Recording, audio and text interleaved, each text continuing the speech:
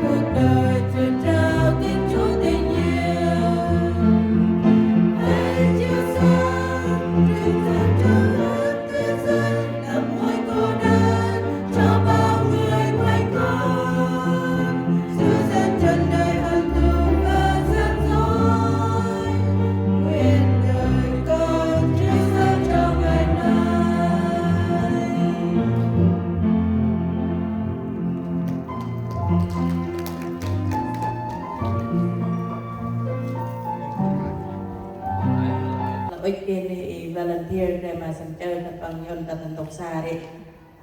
cái này sắm chơi các bằng để là cái để tay để ăn các bằng như là bạc đây để ăn các